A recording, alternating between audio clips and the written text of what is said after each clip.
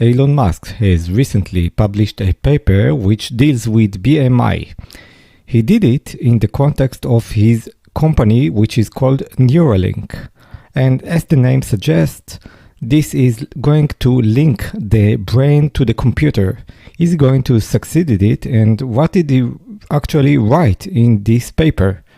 Elon Musk, which have brought us with Tesla, the innovative car, and recently also with an innovative truck, is also planning to take us to Mars, and now is also planning on getting inside our brains.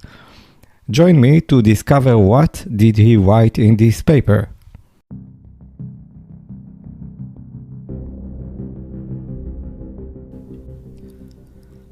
This is Programmer's Quickie, where we learn anything from software engineering best practices, cloud computing, the latest JavaScript framework, math and statistics, syntax, programming highlights, and the latest technologies. Join me as we discuss architecture and in this episode, the latest paper from Elon Musk from Neuralink.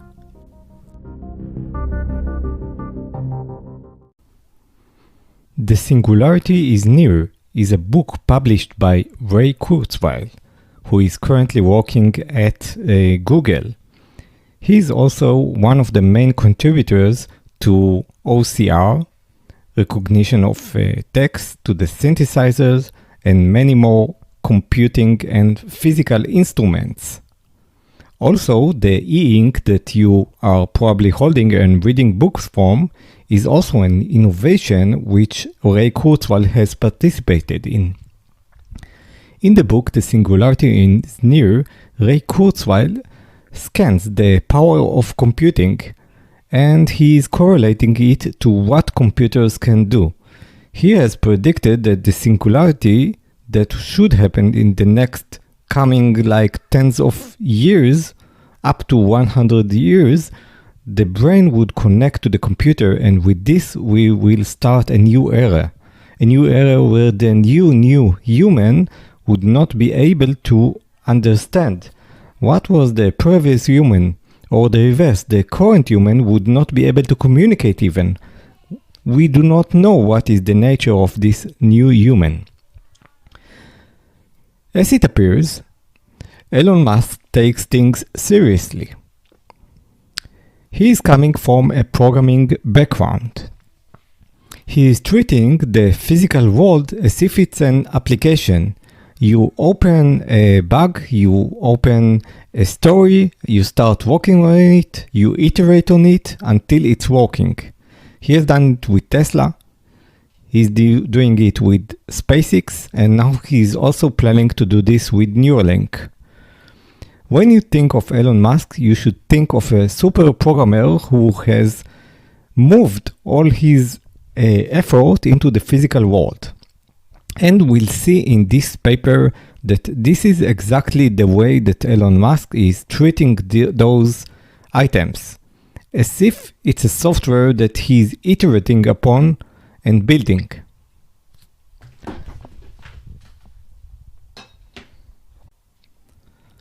So if we are looking at a brief overview of this paper, what Elon Musk is trying to do is to take the current world state of BMI, brain-machine interface, which is the communication channel between the brain and the computer, which we achieve with electrodes and wires that we connect to the brain, and he's trying to increase the bandwidth. So what he's claiming in this paper is that up to today, it was pretty difficult to implant wires and have it accurate and be able to iterate on it and have the right computing and the right software. And we did not have enough bandwidth. Just think of an old modem and compare it to today's fiber. Okay, so he is trying to take the current technology and move it to the next level. And the next level is going to be a high bandwidth. Like we are going to listen to the neurons and give the commands, And all this would be streaming, just like you stream through Apache Kafka or other streaming servers. It would be streamed into the main computer, processed offline. You would be able to visualize it just like you visualize your metrics. You would have proper testing and you would have proper robots that would know to accurately implement and implant these wires into the brain. Now let's get to more details about it now that we know the overview. So in his paper, Elon is like waking up in the morning and now trying to build a machine that would implant these electrodes. He describes that he wants in the paper and that he has achieved to be able to implant as many as 3,000 electrodes. So these are like 3,000 mini wires which are connected inside the brain to the neurons, and he then splits them between 96 threads. So the question is, how do you implant them? Do you do this manually? Do you need a surgeon? So his answer in the paper is that his company has built a neurosurgical robot which is capable of inserting 6 threads, a total of 192 electrodes per 1 minute. So this robot is capable of inserting 192 electrodes per minute, and each thread can be individually inserted into the brain with micron precision. So a micron is like 1 millionth of the unit. Let's see what this unit is. So this is a thread that is inserted into the brain, okay? And it's very, very small. Okay, it's like a micron of a meter. And then at the extension point, you need to connect it to some computer. So how does he do this? So as of today, it's not wireless. He's using a USB-C. So yes, just like a USB-C you have on your computer, Elon has on the brain of the mouses that he's testing upon. It's providing him with a full bandwidth of data which is streaming from the device into the computer. So he needs this robot to be able to control the insertion of the wires into the brain with a very high degree of resolution. And this can help in the future with helping with the speech and helping with the motions.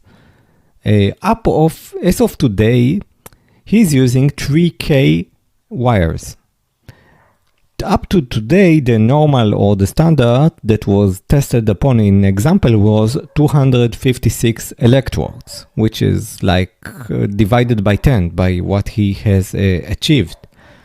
And this has already, with 256, you can have people control the computer cursor, or you can do speech synthesizer for humans. So just imagine what you can do with 10 times this now count of wires. The main problem that we had so far, at least one of them which he describes in the paper, is the limited bandwidth that we had.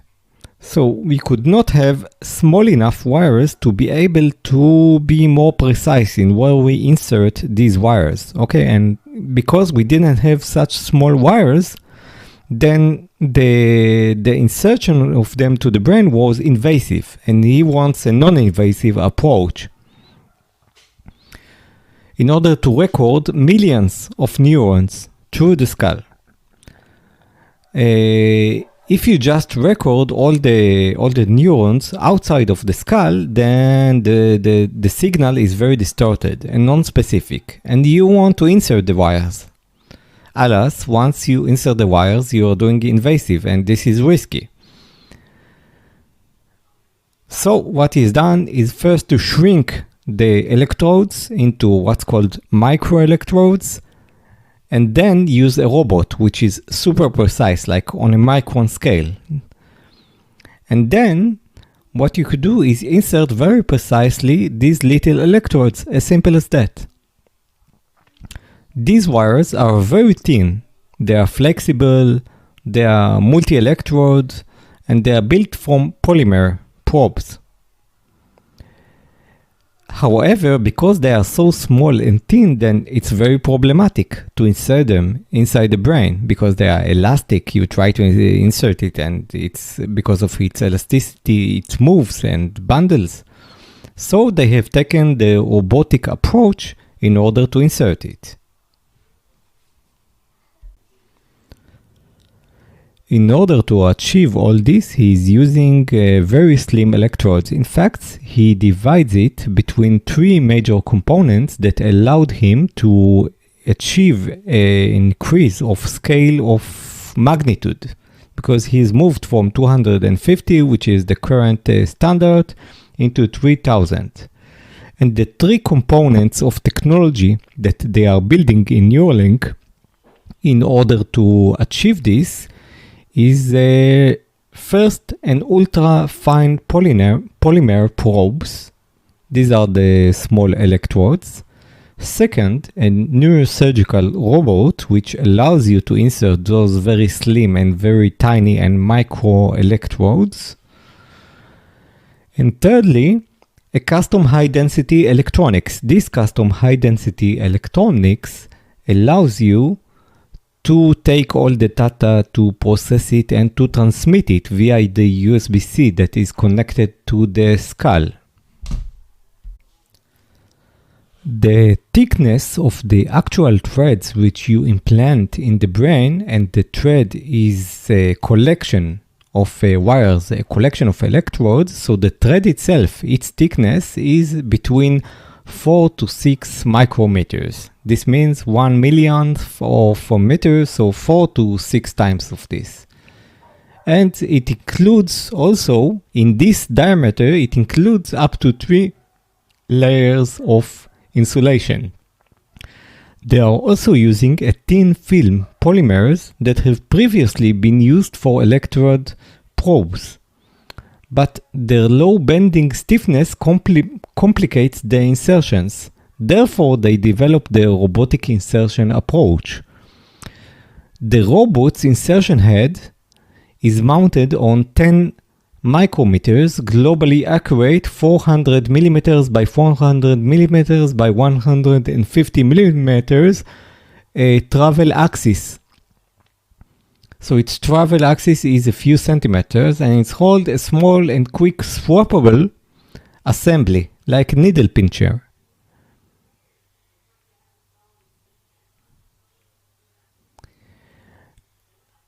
In the robot, they have the insertion head that we have just discussed. And it's holding an imaging stack. So not only it's implanting the wires, it also knows to transmit those images. And those images, then you can look at them live on a computer, as you would have expected. You have a viewing, and you could do then verification that everything is okay. You could also let the computer process those images with all the machine learning stuff that we have today. And it also have like a flashlight and illumination that excites the fluorescence from the polyimide that is inserted and allows for the optical stack to view it. This is a sub-micron visuality to view the actual operation. He also puts an emphasis in the paper into the actual programming and the hardware that he has on the computing stack. He has an integrated custom software that allow the pre-selection of all the instruction sites, so that it would enable him to plan before the operation exactly where he wants to insert the threads, and then he would click play and the robot would do his job. There is also a surgeon that is monitoring the whole process, and just like in the Tesla car, he can just click the stop button and do some minor tweaks.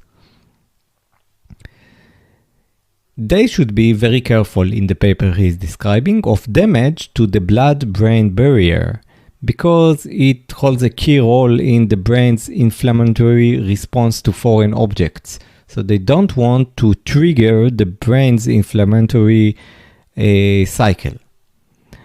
Everything can be automated, and everything is automated. The surgeon can have full control, and if desired, he can make manual micro adjustments to the process. There is a 300 micrometers spacing between the threads in order to maximize the coverage. So each thread would have its own region. It's like a city that it's controlling.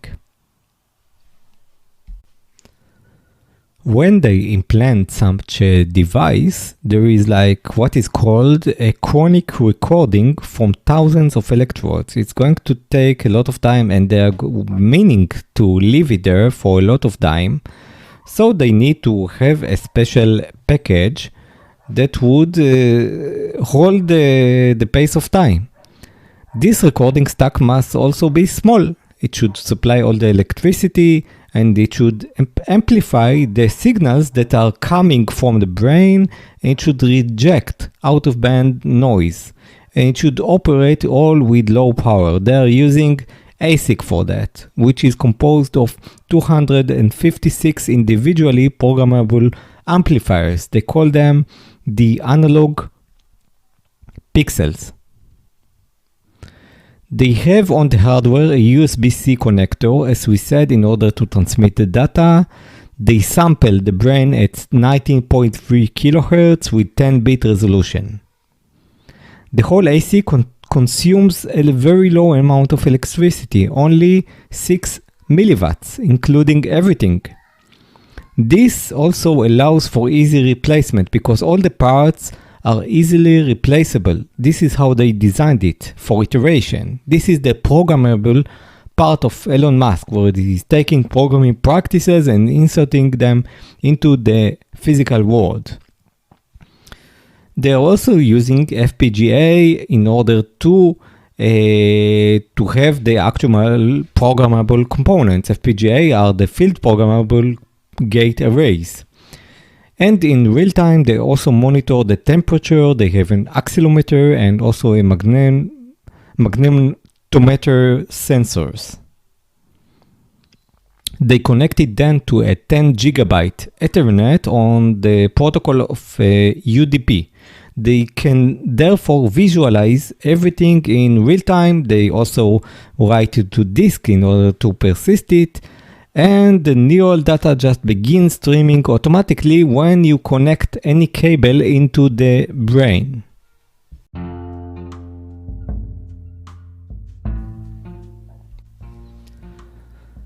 To sum up, Neuralink is taking the current BMI and trying to upgrade it to the next level, to actually get some real data from the brain, and in the next steps to be able to also implant signals into the brain. They are doing this with the robotics, with the emphasis on iteration, on being able to replace the parts, not only the software but also the hardware. They are trying to take much minimal wires, much shorter and much slimmer wires. They are composing it into threads, and they have a great vision. They actually try to take what Ray Kurzweil has described that would happen in the future when we connect to the brain to the machine, and they are actually trying to implement it, just like you implement any software like Spring Boot. And they are doing this with an emphasis on iteration, on taking the product. You see this everywhere. You see this in Tesla, where they have really high computing. You see this in SpaceX, where they iterate on missile products. And now you see this in this paper on Neuralink, where they iterate on brain-machine interfaces. I hope you enjoyed this. I think this was a very interesting paper, and let's see what Neuralink and Elon Musk comes with at the future.